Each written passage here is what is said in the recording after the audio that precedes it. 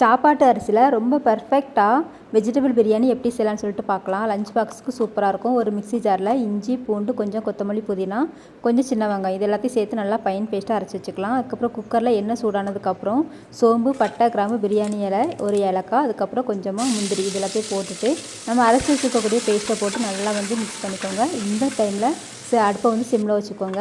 அதுக்கப்புறம் வெங்காயம், ஒரு பச்சை மிளகாய் போட்டுட்டு கொஞ்சம் நல்லா வதக்கி விட்டுருக்கலாம்.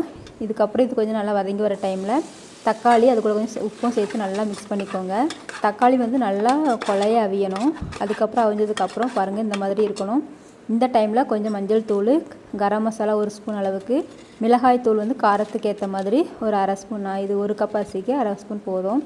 ஸோ அந்த மாதிரி போட்டுட்டு கொஞ்சமாக தயிர் ஒரு 3 டீஸ்பூன் அளவுக்கு நான் ஊற்றுறேன். ஸோ அது நல்லா போட்டு மிக்ஸ் பண்ணுங்கள். சிம்மில் வச்சுக்கோங்க, அப்போ தான் அடி பிடிக்காது. இப்போ இது நல்லா மசாலா எண்ணெய் பிரிஞ்சு வரும்போது நம்ம வெஜிடபிள்ஸ் எல்லாமே ஆட் பண்ணிடலாம். கேரட்டு, பீன்ஸு, காலிஃப்ளவர், வேக வச்ச பட்டாணி, பச்சை பட்டாணியாக இருந்தால் நீங்கள் அப்படியே சேர்த்துக்கலாம். இது எல்லாத்தையும் போட்டு மிக்ஸ் பண்ணிக்கோங்க. ஒரு 5 நிமிஷம் நல்லா வதக்கிட்டு தேவையான அளவுக்கு தண்ணி ஊற்றிக்கோங்க. 1 கப் அரிசிக்கு 2 கப்பு அளவுக்கு தண்ணி.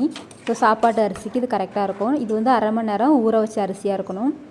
அதுக்கப்புறம் நல்லா கொதிச்சதுக்கப்புறமா நம்ம ஊற வச்ச அரிசியை இதில் சேர்த்துக்கலாம். சேர்த்துட்டு நல்லா மிக்ஸ் பண்ணி விட்டுக்கோங்க. உப்பு செக் பண்ணிக்கோங்க. தேவைன்னா போட்டுட்டு குக்கரை மூடிட்டு 2 விசில் ஹை ஃப்ளேமில், 1 விசில் லோ ஃப்ளேமில் வச்சு எடுத்தோம் அப்படின்னா சூப்பரான வெஜிடபிள் பிரியாணி ரெடி. அவ்வளோ உதிரியாக இருக்கும். அடி பிடிக்கவே பிடிக்காது. பாருங்கள், சுத்தமாக அடி பிடிக்கலை. காரசாரமாகவும் இருக்கும். உப்பு எல்லாமே கரெக்டாக இருக்கும். ட்ரை பண்ணி பாருங்கள்.